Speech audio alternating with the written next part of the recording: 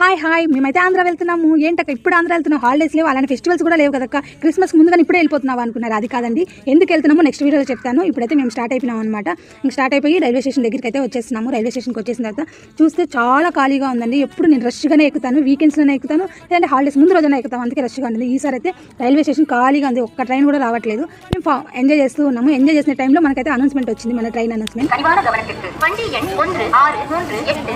Kanyakumari Pune express via Erode Salem Jolarpettai Katpadi Renigunta junction நடைமேடை 5 வந்து கொண்டிருக்கிறது.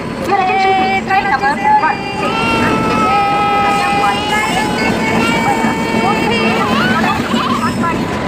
చూసారు కదా, మేము ఎంత జోష్గా అయితే ట్రైన్ ఎక్కుతున్నాము. ఇంకా ట్రైన్ అయితే ఎక్కేసాము. మన సీట్ వచ్చి అప్పుడు పెడతాను అనమాట. ఇప్పుడైతే కింద కూర్చొని ఇంకా పైకి అయితే వెళ్ళిపోయినాము.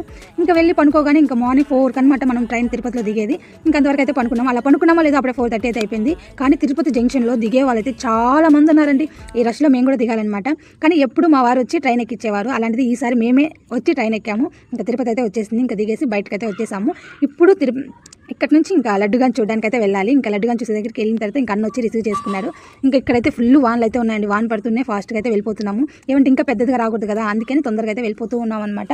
ఇంకా లడ్డుగాని చూస్తే మమ్మల్ని చూసి ఎలా షాక్ అవుతారో ఇప్పుడు చూపిస్తాను. ఇంకా ఫుల్గా అయితే చలిగా ఫుల్ వాన్ పడుతూ బాగా అయితే ఎంజాయ్ చేస్తూ అయితే ఇంకా ఇంటి దగ్గరికి అయితే వచ్చేసామన్నమాట.